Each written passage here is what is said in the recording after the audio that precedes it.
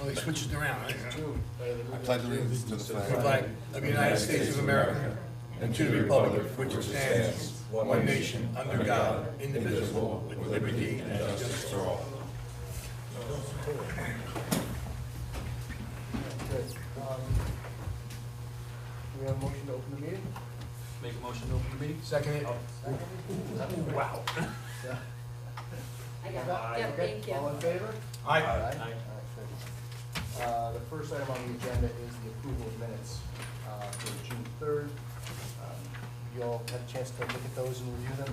Any questions or comments from anyone? Okay, do we have a motion to accept those?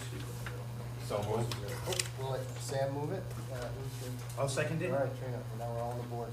All in favor? Aye. Okay, good.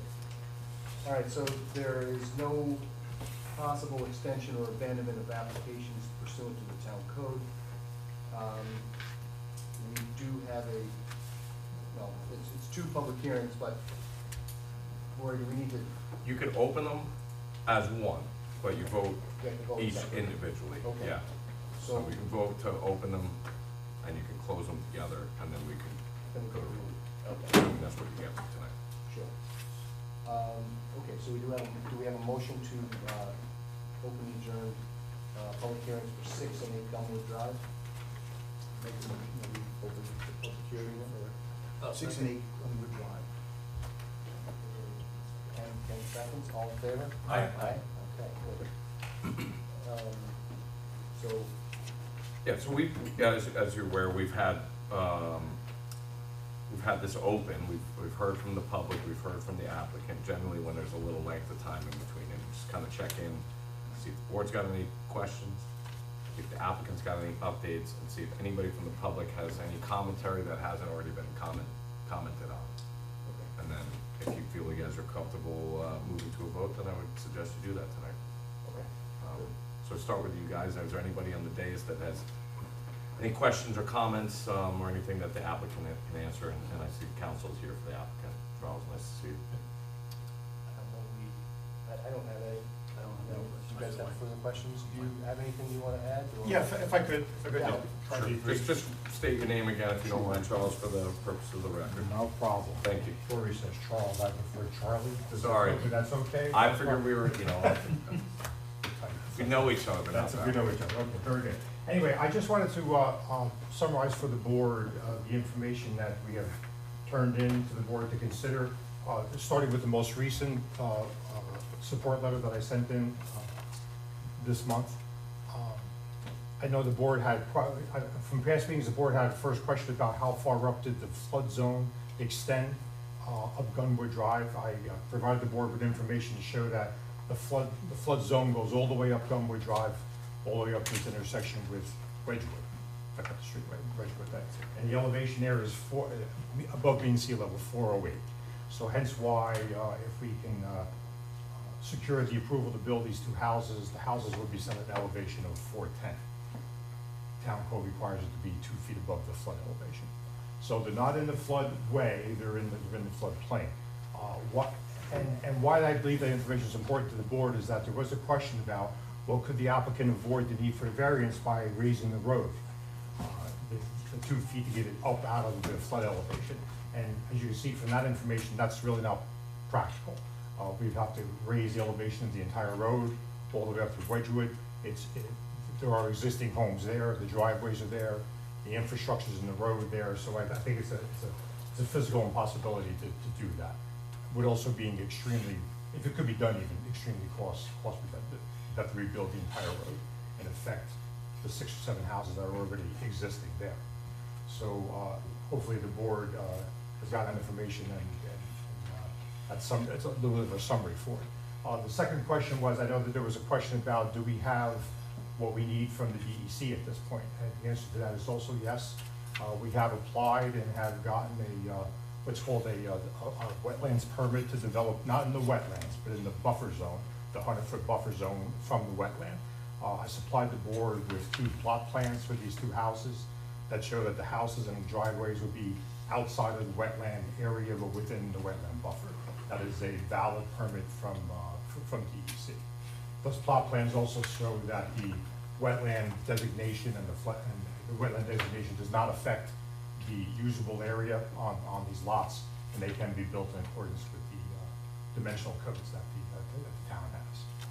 So that's the new information, and again, I'll just, summarize, what we're looking for, in simple terms, in simple terms. So the lawyers always have a tough time being simple. But in simple terms, the town code, because we're in these two overlay districts, this floodplain overlay district, we can't just get a building permit from the building inspector. We have to go to the planning board for site plan approval. And what the planning board's looking for there is to show that you have a plan that you'll raise the elevation of the house up above the flood elevation. So it's a fairly simple thing there. But the code also has a section that says, well, the access to to your lots also has to be not impacted by the flood. And that's the criteria that we're here asking the board for a waiver from, is to grant a waiver from that portion of the code. We do believe that the board has the authority to do that. I've cited in previous correspondence sections of the code that gives this board particular authority to be able to issue that variance. And we do believe that granting that variance meets all of the criteria in the state land use law for granting such variances. It's not an impact to the environment. It's two more homes in a residential area. Doesn't affect the character of the neighborhood since we're building the same thing. It can't be avoided. There's no other way we could do this without having this variance. And though this code may have been in existence when the applicant purchased these lots, that's something for the board to consider, but it doesn't prevent the board from granting this variance. So, I'm keeping it simple, that's what I'll say. If there's any other questions, certainly I'm here to answer. And I guess the final point I'll just make to the board is that, though it's not one of the criteria, without this variance, these lots have no value whatsoever. Nothing could be built on them, not just a house, nothing could be built on without the variance. So I think that's an important factor for the board to consider, that the lots would just remain unused, though still taxable, and that presents a very extreme burden on the owner. So, Thank you, Charlie. thank you. I do see we have some members of the public here. You have an opportunity to be heard, should you choose to. I just ask that if there's any comments from anybody who's spoken before, that just they be new or seeking to clarify previous information. Does anybody have anything they wish to? Come on up, just come up to the front, and do you mind coming up just so we can hear you a little better? And just state your name. Put your teacher voice in. My name is Joan Donato. I live on 2 Gunwood Drive. Hi, Mr. Donovan. I don't understand about the variance and the height and the increase of the height. What I do understand is that just previously we've had a 4-inch rain. And I have pictures here to show the flooding that was caused just by 4 inches of rain. I think that if you change the geography of that area, what would it cause as far as the rest of the houses? I mean, has there been a study to prove that it won't impact the residents that live there already? I mean, because we are impacted with just a 4-inch rain. I don't know how that's going to change if the houses are raised.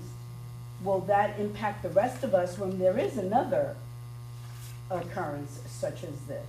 I don't get that. That's my concern. Sure. My concern is that if this is what we have to experience, I mean, my neighbor had his backyard and his basement flooded. And that was just, well, that was a hurricane. And this was a minor thing. I don't know how that's going to impact. I'm unable to answer that. The applicant certainly can address it if he wishes. Can I just ask you to show him the picture, the applicant's attorney, and then to the board before it's addressed any further? So this is what it looks like. This is Gunwood Drive, and then this is Wedgewood. Right, Wedgewood is this way, and Gunwood is this way. This is my house. And this right here is the drain. this is looking down the street. And this is actually in front of the lot itself. So as you can see, there is an awful lot of water that's being flowed into that area. I know it's unusual to ask. You someone can a local interact, question, we're but trying to get Thank you, the ma'am. right result or right information, and if you Just- wanna. I just have one question. Were you still able to access your house with that water that was on the street? Yes, but I'm on the You're on the very, far on the far side, end. far side. So again, you know, like, I don't know, I'm not an engineer, so I don't know how that is going to change with the flow. If you raise it, is all that water gonna be pushed back to us, so that instead of having that, we have double the amount of Mr. water Nahum, being can I ask you just to, with, I've given them. no, I know, I just wanted you to be able to describe to them what, you know. Okay, I you'll know- see it's labeled on the back Okay, of each great. picture, Thank you. What date were those pictures taken? June 1st. Thank you. Are they able to be, can they be kept with this file? Do you have extras? Sure, Yeah, I have them okay. I have them on, Thank you. storage. It's in the cloud. Yeah. Just like the rain. Come on. That's it. I mean, that's my biggest concern. Like I said, if I were an engineer, I'd be able to give you a better assessment of what I'm thinking would transpire, but I don't. So, you know, I'm just looking at it logically. If you raise something, it's going to push it back, and it's gonna push it back to us. And that's my concern. I mean, I could show you. I can't, the only problem with that, and I'm not trying to be, that I'd have to ask that your phone be kept as part of the record, I don't think. No, want you don't want so, that. You don't Because want if that, it's, Michael. I if, could because, show you hang on, the sir, pictures. hang on, I'm just trying to address you real quick. If you, and I'm not trying to be rude, there's pictures, if they're on your phone, I I'm want them to showing be them kept. they were taken in May, that's what I'm trying to show you. She addressed that we're fine, I don't think there's any dispute of that. No one's disputing that it was taken in May or June, or, I think you said June. What I but- was trying to say, to show you, you could see more by enlarging the picture than you can see on this. I understand, I'm just saying, that won't be a part of the record, that's why I'm trying to, Yeah, before you go put it in and influence or anything, and it can't be part of the record, I don't want it to be in. I'm not trying to be rude to you, sir. Just trying to keep a clean record. So the last picture that you have there in your hand right now, that's the picture that is showing the exact location of the lots. Turn it over. And where the gate is, that's the gate that is towards the watershed. And you can see right there that the gates are being pushed back a little with all the debris that comes. Thank you, Mr. Nahum. You're Appreciate your contribution. Does anybody else wish to be heard? Mr. Healy? Good evening, my name is Chris Healy, I'm a lifelong resident of the town of Goshen. I do not know the applicant, but I do know the neighborhood quite well. Last time we had this open meeting, Board Member Fuentes mentioned that he was concerned with precedent setting. Who? Eric Fuentes? Was it on this board, he's planning? Oh. Sorry. Anyway, precedent, and this board has a tremendous amount of influence when it comes to this type of thing. It got me to thinking back to about 2011. The then applicant built what is now Ruth Court off of Gates Schoolhouse Road. In order to put that lane in, the applicant was required by this board to move all of the entire turn on Gates Schoolhouse Road 50 to 70 feet, moved an entire road. And in doing so, this board was protecting the town code, protecting our ordinances, protecting the residents.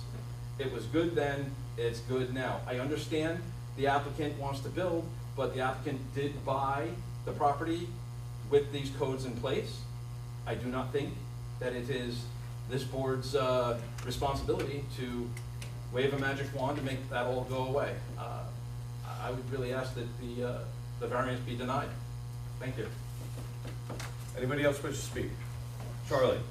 Just in response to the lady's comment, I don't believe building these two homes would impact the flood elevation out there. We're talking about building two houses, 1,100 square foot, they're smaller homes each. The filling of the lots to raise them up to 2 feet is not gonna redirect the water.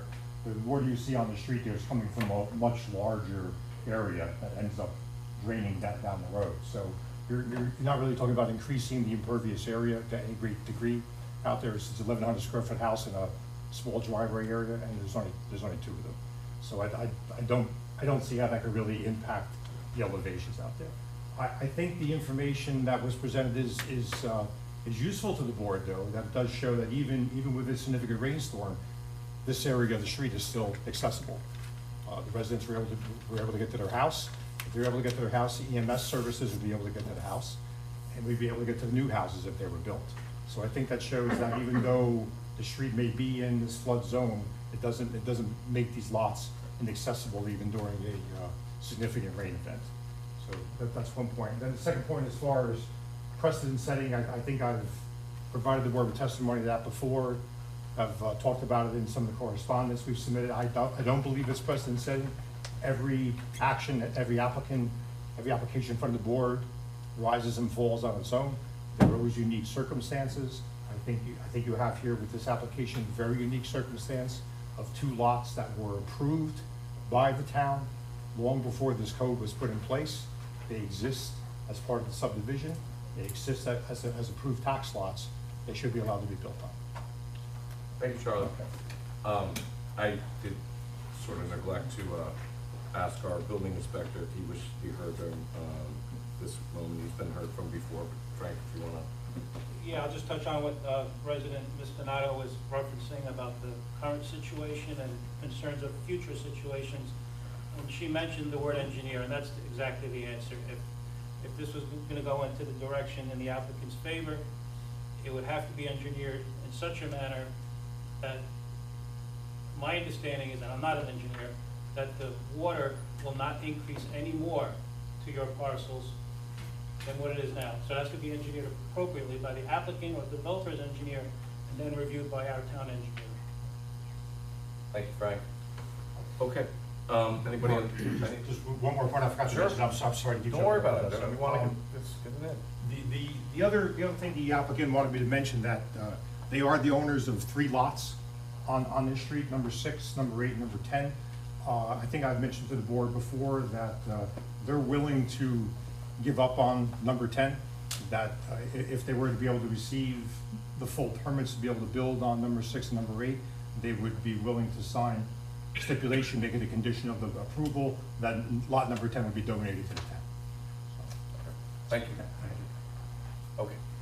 I will, couple options. One, I would suggest the public hearing be closed. We do that first. I don't think there's much more to add at this point, unless you all think that you need more information to make a decision. If that's the case. Yes? Just one question procedurally, does this go back for site plan approval, or did they get it? No, this would just be incorporated. They don't have site plan approval yet. So this would still have to get more approvals from the. It'd just be planning incorporated town board. into, yeah, it would, right now, they're at a holding point right now with this issue with the code. So, yeah, I mean, it would go back to them and they would start the planning process again. Frank, you probably answer a little better than me, or Charlie, Yes. there you are in it.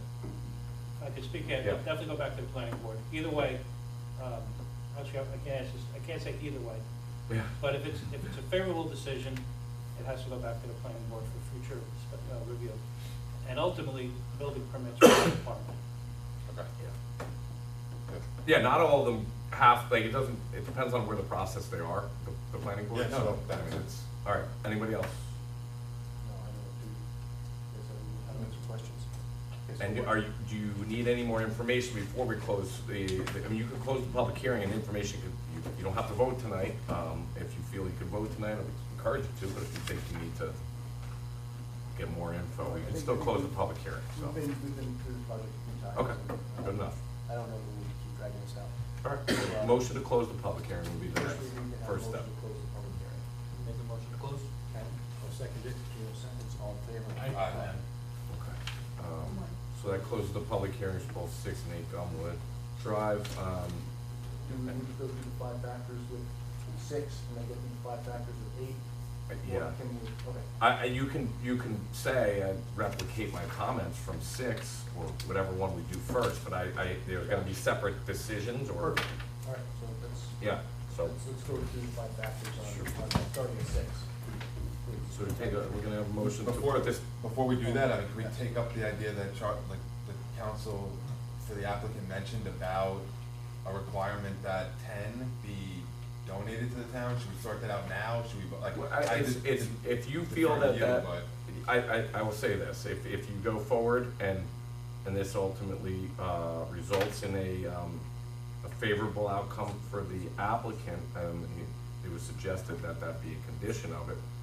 So I will leave that in Charlie's hands to answer before we go to a vote. Is that, are you, If we think we have conditions, do we tell you before we vote, or do we? well, when someone's saying they're gonna donate a property, they're creating a condition for themselves. This isn't us putting conditions on him. You can't say to him, we'll pass this if you give us your land. I mean, that's kind of a, As you mentioned, we need the engineers to look at it and say, putting these houses in. well, that would be going back to the planning That's the board. planning board's Yes, responsibility? your Okay. job is, Okay. I mean, environmental concerns are a factor, okay? And Okay. if you're, you know, yeah, I mean, it's a factor, certainly, Well, so. if you, we're saying you can build there because the road, even though the road doesn't meet the requirements of the town code now. But if we say that, we'd like to say that we don't want their houses. Well, subject to all Yeah, it works. conditions, but, I mean, we already have the always in there, that this is subject to conditions set forth by the planning board. Okay. They're the planning process, I mean, so I try to keep us to stay in our lane. You know, Okay. when we get into like traffic parts, it gets tricky, cause that's a DOT thing, right? Not necessarily, we're in a closed universe of the town code and not the planning part. Roy, the reason I mentioned it is because like, I do think there is an issue, like with the precedent issue. I feel comfortable knowing that there are 3 lots, and if 2 are gonna be developed and the 3rd is not, to me, it creates a situation where that is not just a consideration in a sense of like, we approve it, we give it to you, but it does kind of create a stopping point in development, which I like I to think know you should, that. I think you should put that into your thought process when you're answering That's the fair. questions about because, yeah, I mean, it makes it a little more unique, I suppose.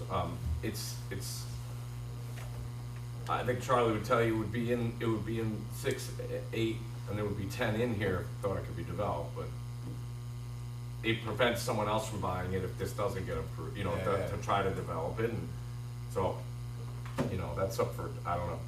Well, I can't get into the reasons why that would be a part of why they're willing to donate it, but, you know, if they're willing to, and that's a condition you want in there, then I would ask the applicant to acknowledge again that that's something that I would be a condition along with it, but I don't really know how to put that, I've never been presented Yeah. with that. If it moves the needle for you, then ask for it to be a condition. And I'll just be clear, you don't even have to ask for it, we're volunteering. All right, thank you. We're I was volunteering hoping you were that. gonna, I didn't know how many times I was gonna say it before you Like that, opted. so We Thanks, volunteer Charlie. that as a condition that if we, and again, you know, that this board would grant the variance, we do have to go back to the planning board would look at the engineering, the concern that the neighbor had about, will building these 2 lots increase the flood out there? We don't believe it will, but we have to prove that to the planning board. So if we get this approval, we get the site plan approval from the planning board, the building permit would flow from that, we'd be Yeah, willing I'm to donate that lot. I'm comfortable voting without it being an actual Okay, condition, just knowing. that's fine. what It's, council yeah, just- and they would have to come back, 10 would have to come back anyway, Good point. so you would have your ability to handle it then. Reference, I right. just, Yeah, no, we're good. yeah, I know, you know, if it does go through, it doesn't mean that they're breaking ground tomorrow. They still have to get through all the site plan approval, and that might not happen with the engineering part. So this is, Right. before he goes and spends X on the engineer, this is a death blow to the project, so you come here first. That's why I was saying, it depends on where you are in the planning board process. You could be at the end, you could be at the beginning. They're more towards the beginning, because they need to know before they go down more roads on the planning board process. Make sense? Good choice. Thanks, Roy. Thanks, John. Thanks for Well said, Tree. levity. All right, so, you wanna get a motion to put 6 Gumwood Drive's variance request to a vote? Okay, so you have that motion to 6? Okay, got Bob. Second? I'll second it. 6 seconds, all in favor? Aye. Okay, So, again, I'm just gonna read into the record, the applicant seeking of area variance for development within the floodplain and ponding area overlay district, FP 97-27. In stream corridor and reservoir watershed overlay district and aquifer overlay district. So, you guys are familiar with the 5 factors. I'm gonna go down one, each in turn, starting, I'm gonna start with Sam, Trino, Ken, Tom, okay? So, this is for 6 Gumwood. Sam, you believe there would be an undesirable change produced in the character of the neighborhood or a detriment to nearby properties be created by the granting of said area variance? No. Bob? No.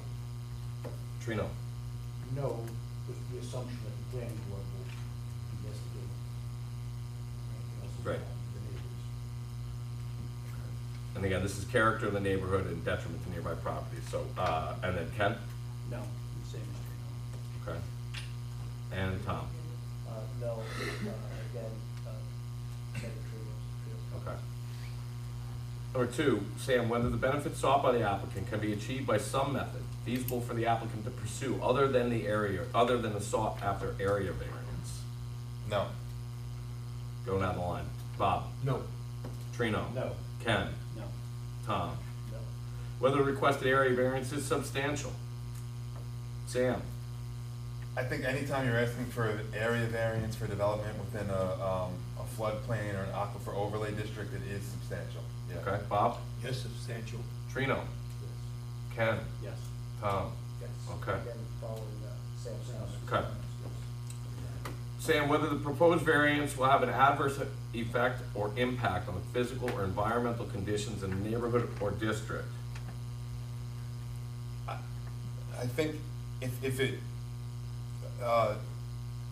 yes, the degree to which is unknown, whether it would be negligible or would be significant.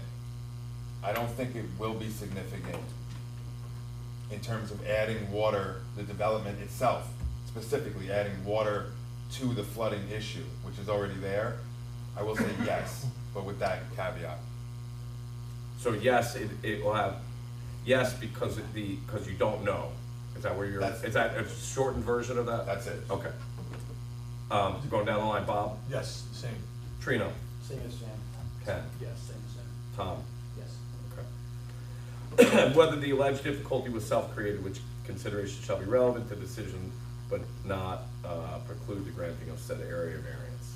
I don't think I would say this was self-created. I think the property was purchased and these things existed, but I don't think purchasing it means you created the issue. It was the issue is there, not by creation of the owner, other than purchasing the lots. So I would say that no. I might be wrong. No. I think, well, you said what you said, so I'm not gonna. Bob? I also believe, basically Sam said, that when it was purchased, I say no. I just want to be clear, so,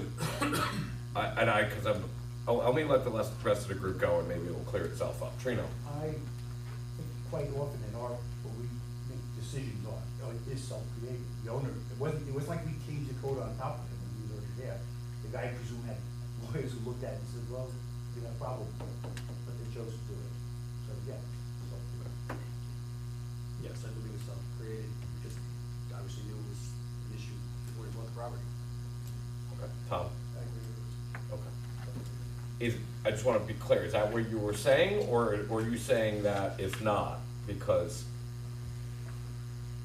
Yeah, they bought it, they knew it was there. If that's a yeah, that's. well, I it sounds could like, that change sounds my- like I'm not trying to change answers, I just want to I'm trying to make sure I understood what you said, Well- because it sounded like it conflicted with what you said.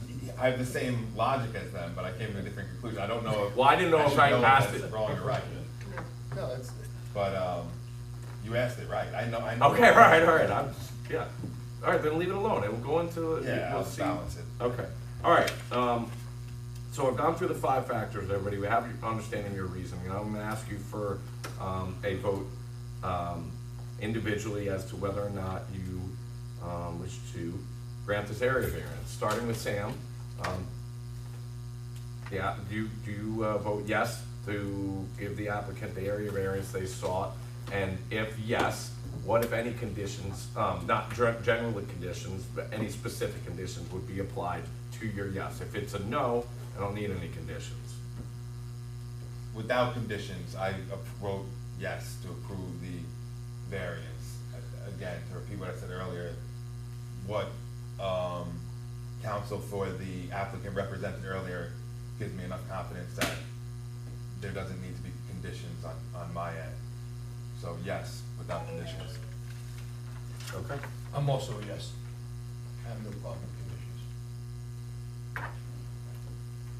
I'm a yes, because it was pointed out to me earlier by our council that the planning board will take care of the condition I'm worried about, which is biblically well done.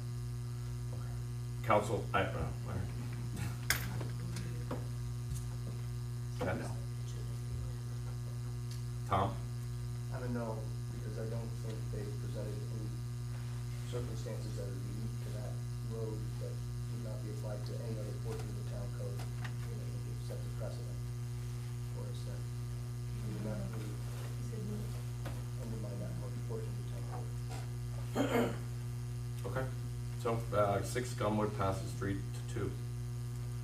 Granting the area variance, allowing them to go back to the planning board.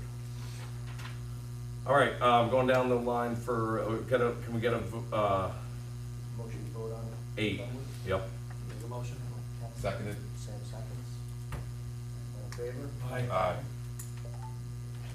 Okay, we're gonna go down the 5 factors, and again, we have, I know that this is somewhat unique because of the same, to a certain extent, so if there's any changes in your answers, but I'm gonna ask the same question, and you can just say, I give the same answer, or I have different.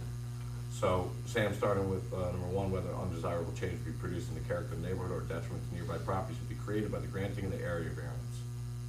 Same answer. Okay, Bob? Same answer, no. Trino? Same as 6. Same as 6. Same. Okay. Sam, whether the benefits sought by the applicant can be achieved by some method feasible for the applicant to pursue other than the area variance. Same. No. Bob? Same, no. Trino? Ken? Tom? Whether the area variance is substantial. Yes. Yes. Yes. Yes. Yes. No. Whether proposed variance will have an adverse effect or impact on physical or environmental conditions in the neighborhood or district. Sam? Yes, only because I don't know.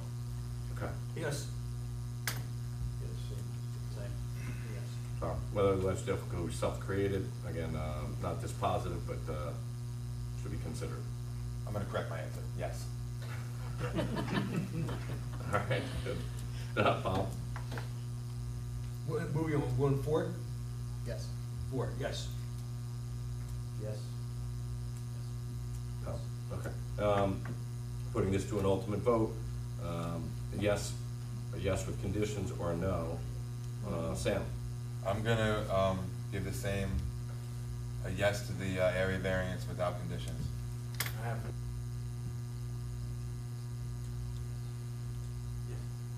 Hold on a second. I'm asking, okay, so you were a no on 6, and you were a yes on 6, and you're a no on 8, and you're a yes on 8? We're on 5, are we on 5? No, we've gone through all We 5 just said factors. We're now on on- 4. on- We're on Well, 5 now. Same as 6. So are we on number 6 now? Good. Okay. Well, no, not number 6, not the address, we're on number 8, but.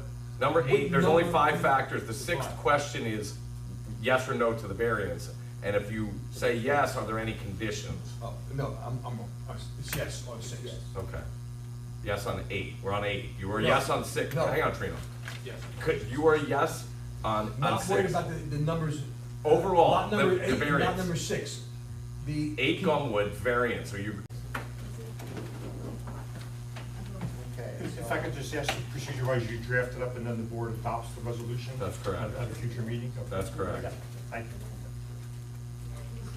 Alright, so the next item's on the agenda, on the discussion. It's 114 Hartley Road, PESS, it's 12-1-2.3, it's initial presentation. Hartley Road Storage 1 LLC and Hartley Road Storage 2 LLC, New Energy, 5 megawatt AC battery energy storage systems. That's what BESS stands for, battery energy storage systems. The applicant is seeking 6 variances for the 2 new parcels contained in the subdivision application. 2 variances for the side yard setbacks. Parcel B required 30-foot proposed with subdivision set to 17 feet. Variance requires 13 feet. Requirement on parcel C is also 30 feet. With the proposed subdivision, they want 12 feet, so their variance is 17 feet 3. With the subdivision, they want 12 foot 7 inches. The variance required is 17 foot 3 inches. Variances from the side and front yard setbacks. Parcel B required 30. It's considered side yard of 50. It's considered front yard. The proposed subdivision is 20 feet from the north setback. The variance required is 10 feet, either 10 feet or 20 feet, depending on if it's a front or side yard.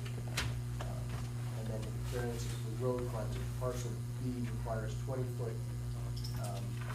Proposed subdivision is 0. Variance required is 200 feet. Parcel C requires 200 feet. Proposed with the subdivision is 0. They're asking for a 20 foot variance there as well. So I think it's helpful, since this is the initial presentation, that we get a complete rundown on what you're trying to do, proposed subdivisions, the neighborhood, all of that stuff. You can walk us through the whole thing from beginning to end. That would be helpful. Sure, absolutely. Alec Glad from the law firm McCuddy and Fader. We have Travis Rosenkrantz from Creighton Manning, our site civil engineer, and Terrence Nolan from New Leaf Energy, who is a project developer. So like you mentioned, actually I might switch this one over. It's 2 battery energy storage systems. They're each going to be 5 megawatts AC, and they're located on the TAM Enterprises property, which is a 31.2 acre parcel located in the commercial office mixed-use district and also the battery storage overlay district. The use is permitted under your code as a tier 2 battery energy storage system, which also requires major site plan approval from the planning board and a special permit from the town board. And the parent parcel, the TAM Enterprise parcel, is a water and wastewater renovation and construction company. And there's a couple existing buildings, access, gravel storage drives, and outdoor storage for materials and vehicles. And the project is going to be constructed on an existing developed portion of the property along the western property line behind 2 of the existing buildings. And access is going to be from Hartley Road along the existing curb cut. We're going to use the existing access drive and then just create our own, off the existing areas, access to the fenced battery storage system. And for us, this is an ideal site. It's not shown here, but the ONR substation is in this area, so it's right there. Should be just above it, right? It's kind of, Right there. yeah, it's a little northwest. Oh, I see. Actually, right there. I see Yeah. where you are, yeah. Yep. So mainly we're before the ZBA because each of the battery energy storage systems needs its own tax ID number, and it needs its own tax ID number so that we can be paid by Orange and Rockland for the energy that is going to be stored and released to the grid. Primarily, there's 2 ways of doing this. The county does offer to assign a sublot tax ID number, and that needs to be requested by the town assessor. We discussed that with the planning board and the planning board's attorney, and that's not something that this town does. Therefore, the only other way to get a sublot tax ID, or to get a tax ID number for each individual system, is to create subdivision approval for each of the systems. Therefore, we are creating 2 new lots. Each are going to be about just over an acre on the northwest corner of the parcel so that we can get that new tax ID. But for needing the tax ID number, which requires subdivision approval, this would be a fully zoning compliant project. The request for the variances is solely created by the need for the subdivision approval, and that's just because of spatial limitations. I mean, each system, you really don't need a lot of area. It's about 10,000 to 15,000 square feet. So they're relatively small. But just in order to orient it on the site, it is in the setbacks required for the underlying zoning district, which is the O district. It's hard to do that in a way that doesn't require any variances. But, you know, the variances are from internal to the site here between the two systems, and then also internal to the parent parcel who we're leasing the property from, which is either the front or side yard setback, with the road being down here. So just to run through some of the variance factors, and then if you have any questions for Terrence or us about the system, how it operates, other issues, we're happy to go through them. But on the first factor, undesirable change the character of the neighborhood or detriment to neighborhood properties. First and foremost, the containers are going to be located behind the existing buildings, so they should not be visible, or they won't be visible from any publicly accessible vantage points, mainly Hartley Road or the Orange County Heritage Trail, which also is in the front of the property. And then around the rest of the property, there's a substantial wooded buffer, and this is all O&R owned property, and there's actually a conservation easement on it, so those trees will remain, and the nearest residences are over like 600 feet to the north through the wooded buffer that is subject to a conservation easement. Also, the character of the area is defined by the O&R substation, and there's a major transmission corridor that runs in front of the property. So this is similar electrical infrastructure as to the other electrical infrastructure in the area. Also, this is permitted by the battery storage overlay, which was adopted as local law of 1 of 2021, or sorry, local law 2 of 2021, and the town board explicitly was looking for properties that would be appropriate for battery storage development. About 23 were selected, and they're of a similar character as this one. They're commercial, industrial properties in an area where they deem this to be appropriate. So what the case law says on that point is that it's akin to a legislative finding that this will not adversely affect the neighborhood. And this project will further the overlay's policy objectives and the town's intention to permit the use. The alternative factor, I believe we've met our burden, and we can provide, you know, what we sent to the planning board if you need it, to demonstrate that there is no alternative but to seeking the variances. We tried to go the no variance route, but the town's policy is not to allow that, so we have no other option but to seek the variances. And then the factor on substantiality. What the court's saying this is it's really not just meant to be a mathematical test measuring the percentage variation from the standard. It's supposed to look at the actual context and the impact of the variances that you're seeking. And here, all the variances, like I mentioned, they're internal to the project, or they affect the property owner who we are leasing the property from. Also, I want to note that we comply with all external bulk requirements. So, for example, the battery storage overlay law has a requirement that there be a 100-foot buffer from the system to any residential property line. The parcel around it that is owned by O&R is actually its own residential, and we are maintaining that 100-foot buffer. So really, the subdivision and the need for the variances are just created by an invisible line on a map that is needed for financial purposes, but it's not actually impacting or affecting the physical neighborhood. Impact on the environment, this is a coordinated review. The planning board is serving as lead agency, so we're working through the secret process, and we would need a neg deck in place before this board is allowed to vote. But this is an unmanned facility, so we're not creating any water or sewer demand. We will have to prepare a compliant SWIP, meaning that there's no stormwater runoff, there's no critical habitats.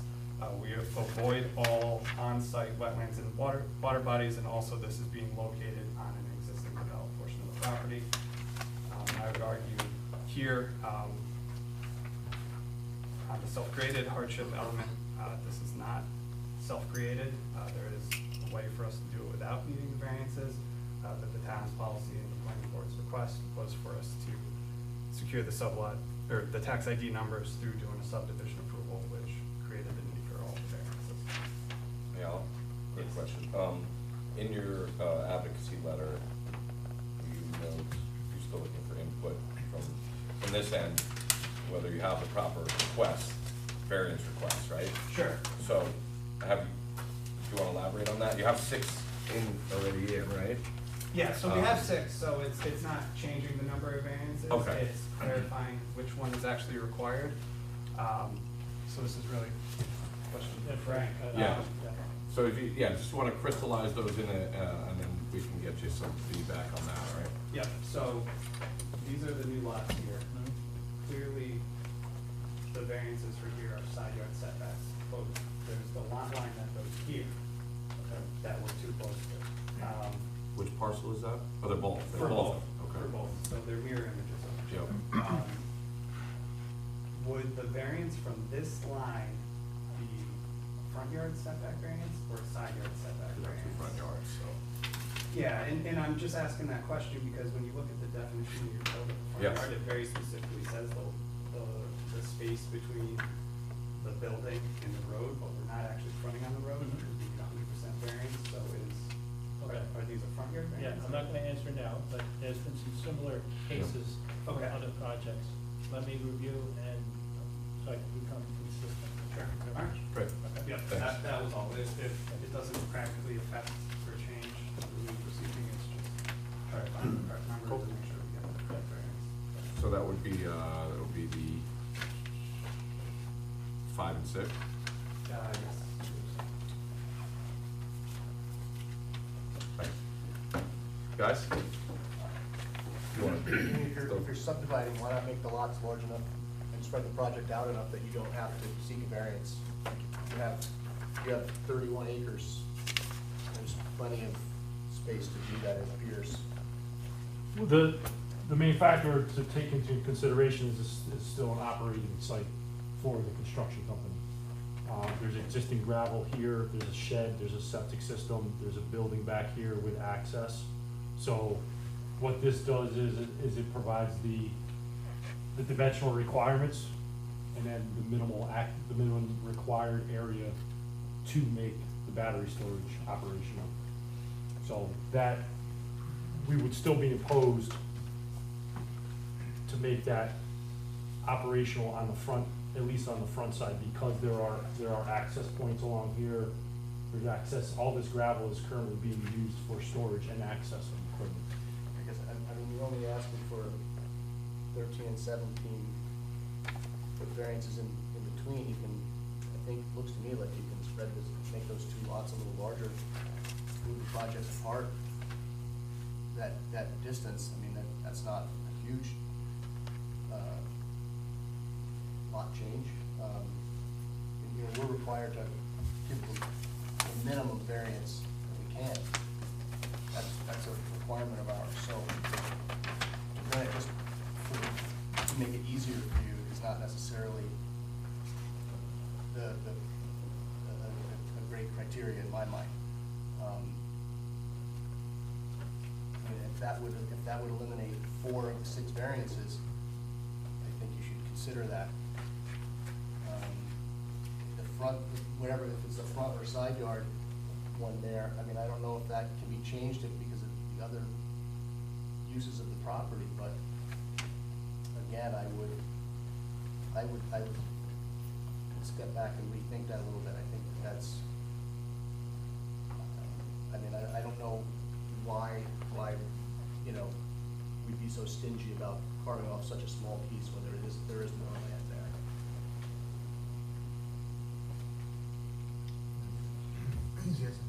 So, again, No, there is 0. That's what I'm saying, 0, they're asking They're for 200. 200 feet, they're asking for the That's full, so that's the, Well, that's because the point of access, you're Is talking down. about the frontage, Yeah. is down here. Right. So this is the only access to the property, period. There's no other way to access the property right, but from here. right, okay. Yeah, So I that's- get that one, yeah. I get that one. It's the internal lines when I think, if you're creating a subdivision anyway, create it so it conforms. And it is, as Tom's pointing out, they're just imaginary lines anyway. So if you move them closer to one end or the other end. Right. Does it make a difference? It's not like it's, function's gonna change. So it does internally for the landowner. The landowner has to have access to this area if we were to move that legally binding subdivision line. He no longer has access to use that. What's the scale on And that's, I mean, I guess that would be something you would need to, Yeah, I could also, I mean, just to add, I mean, we can't move, we know we can't move the actual, systems, for a variety of reasons, because of the physical constraints, including a leach field. I think we're trying to meet that setback requirement. I think in either event, would we need, even if we were to change the size of the lot, as you're suggesting, to eliminate the variance request by a small portion, wouldn't we still need, just asking our team, a variance as between the two, in terms of the setback between the two? Between the Yeah. two parcels. Between the between two the two parcels, yeah. sides. Two newly That's created probably parcels. a less burdensome variance request, Right. because you would be, the person burdened by it would be you, Right, right? That's like isn't that similar to your other project, where Yes. you had the middle line between the two properties? So right, yep, I think- yeah. So with the public hearing, you didn't show up for your own, like the opposite property, right? You know what I mean? Meaning like you're Yeah, not yeah. gonna oppose that. So if you're replacing one variance request with the other, and that would be it, that would seem to be a less burdensome one. So then the two variances that would remain would be the setback variance between the two lots plus the road frontage variance. If we were Sorry, Terrence, my Yeah. apologies. Did you, who asked that, Tom or Sam? Tom. Would that make sense? Would that be a No, less burdensome? I get it, you know, logically, but I just think if we're, No, I'm saying that their solution, if they did move or try to do that, it would create a request for another variance, but it would take out one, yes. right? And I think Yes. we've dealt with those other, that internal lot line We've done that before. setback, and we condition it that it doesn't go with the sale of the property, that way if someone buys the one parcel, right? Where's the Just line, where's the line that's like, we're directly encroaching, like, where's that line that the structures are gonna be 0 feet on? No. No, that's for the road frontage. That's road frontage Because it's an internal lot, Okay, so it's all. so there's no, that's why they're asking. Okay. It's a landlocked.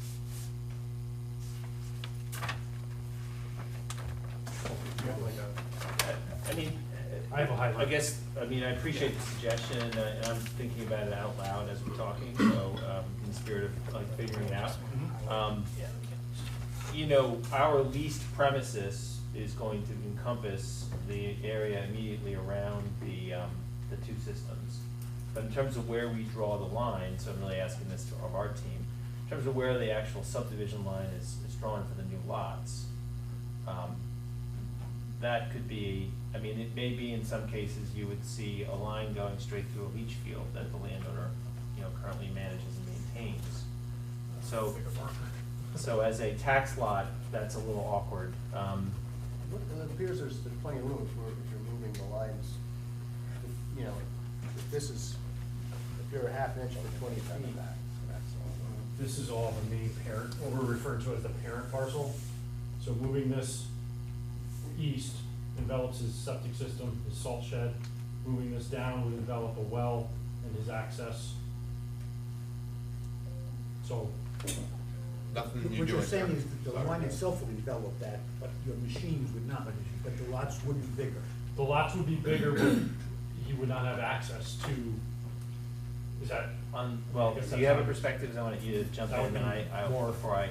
Right, so I think what we're trying to say, and we can investigate this more and provide you more information, is that in order to basically split the systems, right, to reduce this internal variance, I think there's certain practical constraints.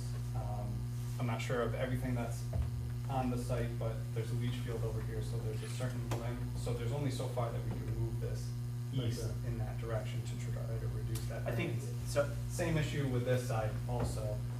Also, we don't want, there is a certain distance that we can only go here before then we start to encroach on that 100-foot buffer that's in the battery energy storage code for that external setback.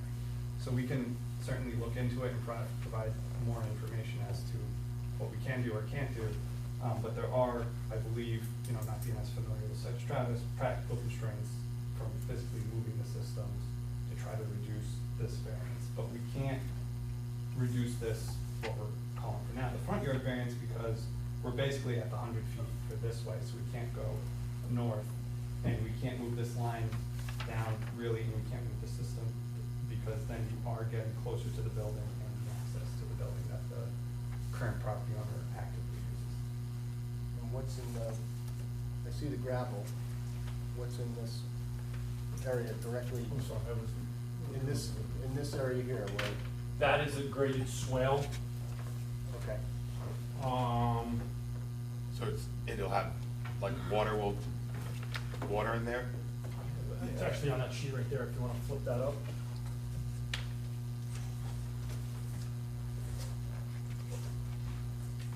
So that's a graded swale that directs the stormwater to the storm drainage catch basin right there in the corner. But why could that not be part of your property and not one of these subdivisions? Why not move that lot line to the base of that swale? And now there's no variance required there? We still have a variance. The 100 feet is down in here.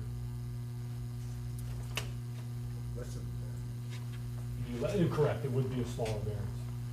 Well, I think it's not, they need 100 feet, but need 30 or 50. Oh, because it's front. Or side, 30 or 50, depending on how Frank interprets that, right?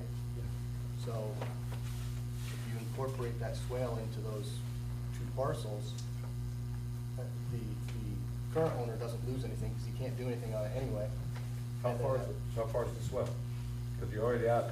It's at least 50 feet. I'm guessing. If the scale, I mean, that's about an inch, right? Well, yeah, can you guys go look, I mean, certainly worth looking into.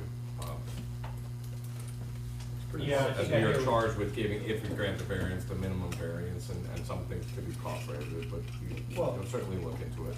Yeah, we can discuss it internally, but there is a very real practical reality that the landowner Understood. could just say that. I know not everything's in your control. Right. I would say that it always, it's certainly endears yourself to the board when you at least try that, but. as We you will know. definitely, to the extent that we can like limit our control to within the area, but then extend the lines out so we don't need as many variances, we will attempt to do that. The challenge, of course, is then you have a line going through some infrastructure that, from a practical standpoint, common ownership, but I will speak with the landowner about that and see if we can. I'm not personally concerned about the internal between the systems necessarily variance. More right. I'm more Front. from the external, The as front these properties lines. change hands over time, you know, you create an issue for the next owner and the next owner and the next owner. So that's kind of where I'm coming from. Yeah. How long is the lease? Right, How long is the lease? It's a 25-year lease with 4 5-year extension periods. And, So- I mean, the landowner might be fine with it, I just think it'll end up practically, it could create practical problems for him in the future too, thinking about it from his perspective, if he were to sell. If these are, end up being 2 legally subdivided lots pursuant to the variances that he ends up wanting to sell, it becomes tricky for him to then negotiate access easements to deal with the swales and things like that. I understand and appreciate that. I just would like for you guys to work through that and understand Yeah. that before we grant this. Yeah, and fair enough, we'll go and discuss that and see if it makes sense. Yeah, I think that's more on, Yep. that's more on your end. than- Yep. And so the subdivisions have been approved, you're working within those confines at this point? No. Got it. No, they've been presented to the planning board. We have a planning board meeting Thursday to discuss it more. There you You go. also have in front of the town board for a special permit, right? Right, yeah, we've appeared once. Go to all the boards. Yeah. We got all that. That's what happens. with I don't need us to dive too much into it, but you said something about like the sublot isn't something that we do in this town. Is that? What? You can, you wanna Yeah, so- rephrase that? Yeah, so we tried with the planning board to go with the sublot tax ID number, which is assigned by the county tax assessor. I have the correspondence from them saying that they do this. But for the town, for whatever policy reason, that's not something that you do. I think they're concerned maybe about other applicants using it, even though I think this is a very specific and unique application. Okay. But yeah, if we did get the sublot tax ID number, this would be fully zoning compliant and we wouldn't be here. That's a fine answer, but I'm kinda curious I about. wouldn't be able to give you Right, an appropriate yeah. answer right now, I but mean, I'll. basically, I can answer, the other, because I've spoken to, so in the other cases where there've been solar arrays on larger parcels, for example, the town has always required that the applicant go through a subdivision process and separately subdivide it if they want a tax ID number. But there are other jurisdictions where, because it's a leasehold interest, and, they're willing to just assign a tax ID number to that. And- Got it. And that's just not the case in Goshen. Okay. Like Blooming Grove does it, I had a pre-app with them on something similar. I mean, if I can make my pitch quickly as to why I think it's a Go good for idea, in case you change your mind. I don't think precedent is an issue here because there's only 23 properties where the use is allowed, and most of the properties, I believe, are similarly situated as this, that they're existing developed properties. So any battery storage project, they're gonna be in front of this board seeking a litany of variances because the only way to get paid for the system is to have a separate tax ID number, which if you're saying it requires subdivision approval, you're likely gonna end up in a scenario like we are here. On that point, Well, this is obviously They not. may not one- all have the same constrictions you have in this one. Right. They may have enough room to have a Potentially. full-size. Just to the point of the 20, this is not one of the 23, but you're saying it's like almost exactly situated the same as those other 23 that you're saying? I believe all the properties that were chosen in the overlay, they're industrial, commercial, that character of the area is similar to this site. So this is within the overlay? Yeah, this is one of the properties in the overlay. Oh, it is one of Yes, the 23? yes. Correct, it was. Yes. Okay, that's, Yeah. okay. Yeah. And I didn't see this, This was Diagram. not submitted, this was part of the site plan, which has the grading and erosion control. So that stuff is helpful in terms of discussing where this lot line should fall, when I'm looking at it just as just a flat Oh, I see. thing, so we're not. Wanna forward that over? We're not getting What do all you the think? information, I could- so if you can include that in the package, that would be Yeah, helpful. do you want that before the next submission? You won't be No, I think, reviewing. no, I think the next, when you submit the next round of Okay. information, that's plenty, Perfect, yep, plenty of okay. time. I think, we clearly floodwater is an issue. There's a pretty large looking swale in front of the battery storage structures. I would assume that we're 1,000% confident that that water is not gonna become an issue with the proximity of it running right up to the swale. Yeah, so we're actually being proactive, we're right around the threshold of 1 acre of disturbance.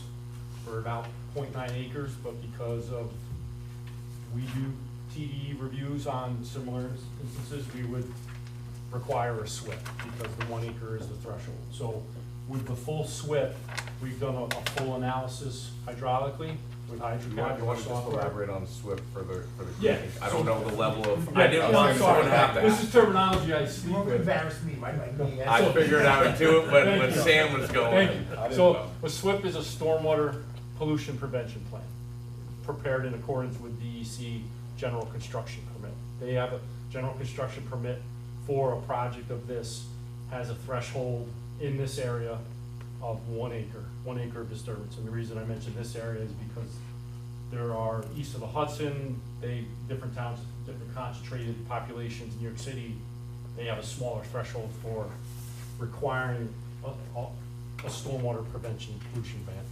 So we call that a SWIP. And this is what's considered a full SWIP because we are doing a full hydrological analysis of existing conditions, present day, and in post conditions, full construction. So a notable feature of this project is we're actually removing pavement. Even though it may not look, we're redeveloping on the existing gravel, and overall, we have a net reduction in pavement. It's small, but it is notable, something you don't normally see on a project. So because of the natural contours and the natural features of the site, everything is coming onto the site. So we don't want that running through our system. So we have a swale that captures existing, and then it will also capture the proposed, which is a slab surrounded, concrete slab surrounded by gravel, and that all sheds as it does today. to a swale that we're modifying, making it a little bit larger. It goes to an existing structure, and then they have, They creep I don't wet. show it here because it's not part of our project, but they have an existing stormwater treatment basin down here for their existing operation. So the key factor of that is post runoff is less than pre-runoff. So we have that in a package submitted to the planning board, and it's in the process of being reviewed by their TD at the So moment. that swell we're talking about in the front or the back of the front, that cannot be moved at all? So that is in an existing vegetated area, and there's actually a small swell there now. We're just modifying it to make it more efficient and operate kind of what it's intended. I have a feeling what happened is over the years, it has just not been maintained. I mean, they're a construction site, there's construction vehicles, so this cannot be moved. This is in between the edge of gravel here and the edge of gravel at the, And how I deep- don't wanna say can't. How deep? I don't wanna say can't because it would impose restrictions and we would end up into the existing access and the existing thoroughfare of the internal working of the. The depth can be adjusted at that as well? Go deep, how deep is that supposed to be? So Your we engineering- have it, I believe, at a 1%'s the minimum for conveyance of stormwater. Okay, I don't think we would wanna go any deeper because then we would be holding water. This is a gradual Right. conveyance, slow, non-erosive velocities.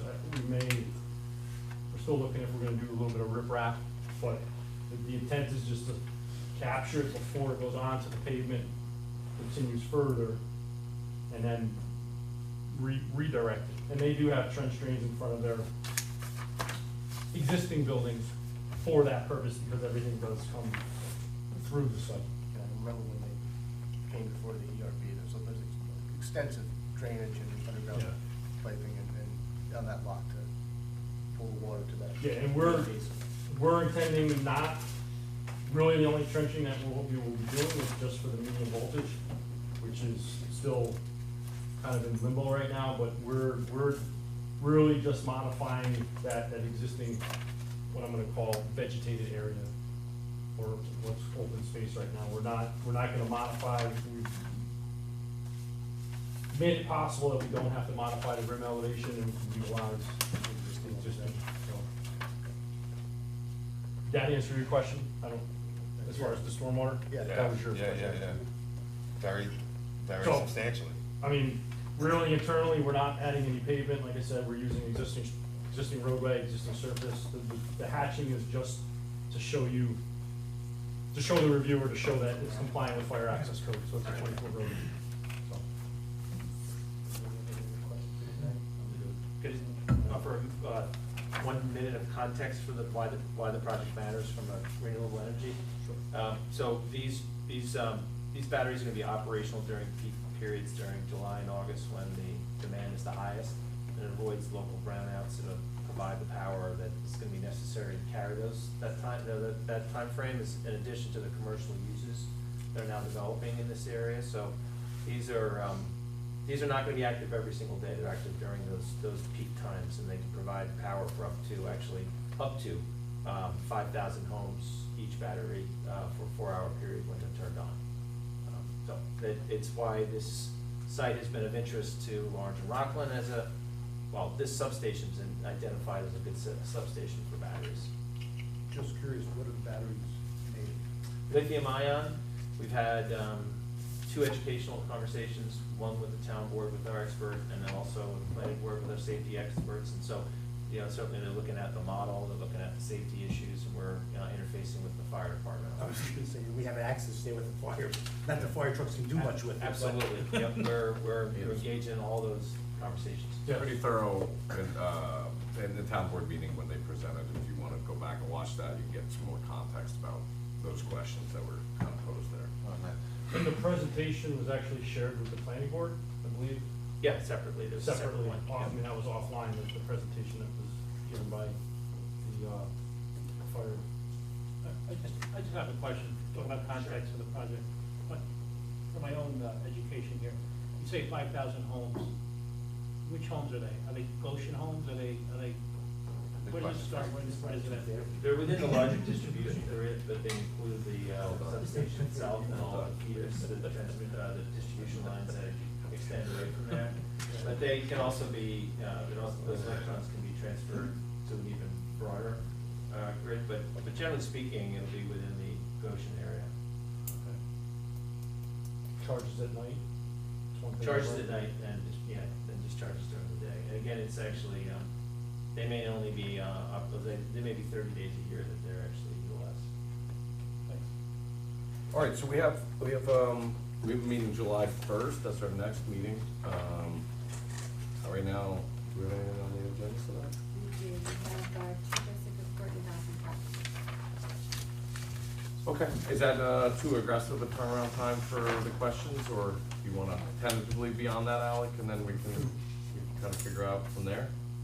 Good question. So the planning board was asking about potentially having a joint hearing between the three boards. Yeah.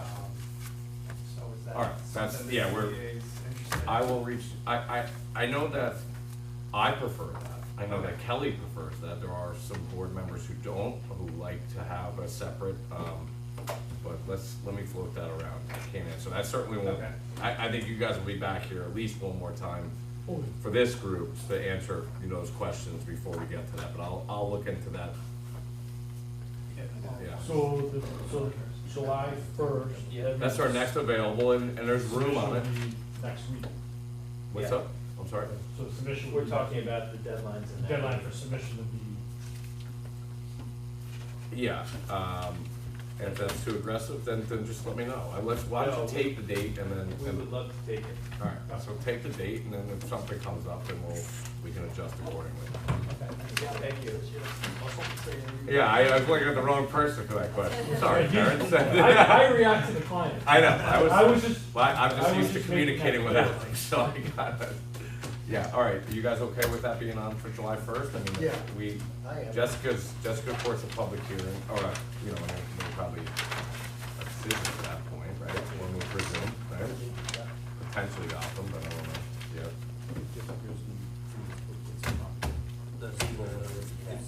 Yep, yeah. Yep.